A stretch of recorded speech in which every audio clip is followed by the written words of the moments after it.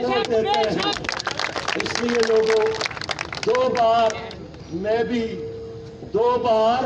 मैं भी खैबर पुख्तनख्वा में फाइनेंस मिनिस्टर रहा हूँ, खजाने का मिनिस्टर, जंगलात का मिनिस्टर, प्लानिंग एंड डेवलपमेंट का मिनिस्टर।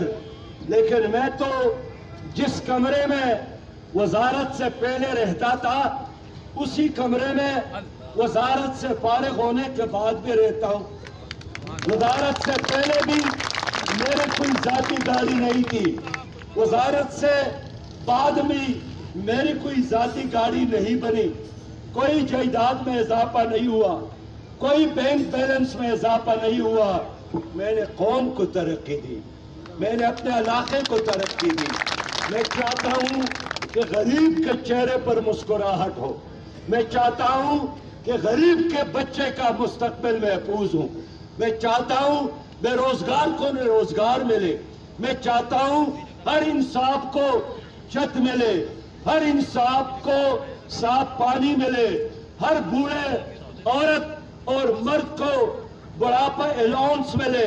मैं चाहता हूँ जब तक रोजगार न मिले तो हुकूमत बेरोजगारी अलाउंस दे दे। ये काम, ये अज़म, ये तमन्ना मेरा है, लेकिन ये तभी हो सकता है जब एक बार आप लोग तराजू के निशान पर टप्प लगाकर मुझे एतमाद दें।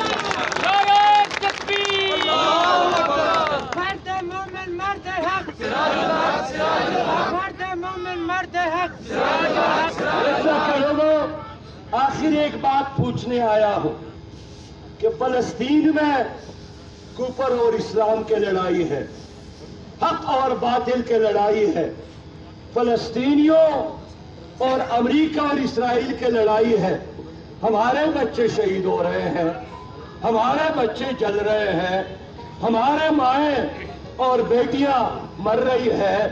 5000 से ज्यादा बच्चे यतीम हो गए, 2000 से ज्यादा लोग इस वक्त भी मलबे तले दब गए। बच्चे मर रहे हैं और मरने से कबल वसीयत करते हैं कि मेरे बाप मेरे हाथ पर मेरा नाम लिखो, मेरे पन्नी पर मेरा नाम लिखो। बाप ने पूछा बेटे क्यों? उन्होंने जवाब दिया कि जब बमबारी हो और मेरे जिस्म के टुकड़े पर खच्चे उड़ जाए तो आपको मेरी जिस्म के टुकड़े जमा करने में आसानी हो। ये फलस्तीनी बच्चा है, अपने बाप को वसीयत करता है कि मेरे अब्बू मेरे बूट को पॉलिश करना और मेरी शहादत के बाद किसी गरीब बच्चे को तलाश करके मेरे बूट उनके हवाले करना। आज सारी इंसानियत गजा के साथ है, लेकिन आप पूछिए आपकी इस मुल्क में जमात इस्लामी ने इस्लामाबाद में मिलियन मार्च किया, लाहौर में मिलियन मार्च किया, कराची में मिलियन मार्च किया, लेकिन आप जवाब दे फलस्तीनियों के हिमायत में मुस्लिम लीग ने कोई जुलूस निकाली है? पीपल पार्टी ने कोई जुलूस निकाली है? क्यों नहीं निकाल रहे हैं? ये अमेरिका को नाराज नहीं करना चाहते। इनका ख्याल है कि अगर हमने कोई बात की अमेरिका के खिलाफ फिर हमें इक़्तिदार नहीं मिलेगी, हमें हुकूमत नहीं मिलेगी। अमेरिकी सफीर को पता चलेगा तो फिर लिखेगा कि नवाज शरीफ ने अमेरिका के खिलाफ बयान दिया था, जरदारी ने अमेरिका के खिलाफ बयान दिया था। मैं आपसे पूछने आया हूं कि मैं अल्लाह से डरता हूं, अमेरिका से नहीं डरता हूं। और ये लोग अमेरिका से डरते हैं, अल्लाह से नहीं डरते हैं।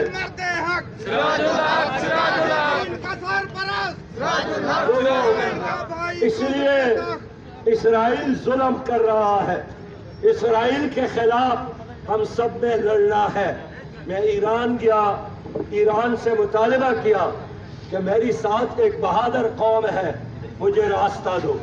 मैंने तुर्की से मुतालिबा किया कि मेरे साथ एक बहादुर कौम है, फलस्तीन जाने के लिए तैयार है, मुझे रास्ता दो। मैं कतर गया, वहां भी ये कहा मुझे रास्ता दो।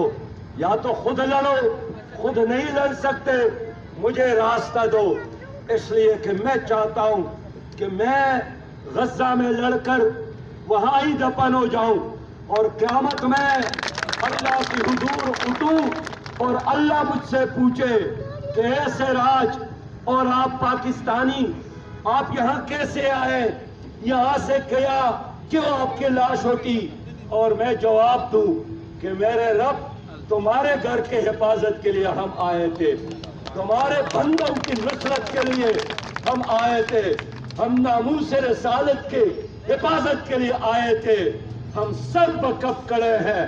میں حکومت سے کہنا چاہتا ہوں یہ تمہارے ٹینک، یہ تمہارے توپ، یہ تمہاری جہاز اگر اسلام اور امت اور عالم اسلام کے کام نہ آئے پھر ان کو کسی قبر میں دفنا دا، کوئی ضرورت نہیں ہے تمہارے ان توپوں سے۔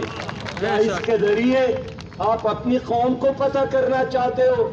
اس لیے لوگوں، ان پارٹیوں نے فلسطین کا ساتھ نہیں دیا، دیا کہ نہیں دیا؟ انہوں نے نہیں دیا، یہ خاموش رہے اس لیے کہ ڈرتے ہیں، اور اس لیے ڈرتے ہیں کہ امریکہ ہمیں حکومت نہیں دے گا۔ لیکن میں آج اعلان کرتا ہوں اس ریتڑا کے زمین پر کہ آپ امریکہ پر بھروسہ کرے یا نہ کرے، انشاءاللہ آئندہ آپ کو حکومت نہیں ملے گی۔ 8 فروری کو ہم آپ کے لیے یوم الحساب بنائیں گے، 8 فروری کو ہم آپ کے لیے انشاءاللہ قیامت بنائیں گے، آپ کا احتساب ہوگا، آپ کے ساتھ حساب کتاب ہوگا، 8 فروری کو ہوگا۔ لوگوں، میں نے آپ کی اس حلقے کے لیے جن نوجوانوں کو پسند کیا ہے، دیانتدار نوجوان، آپ کی خدمت کرنے کے لیے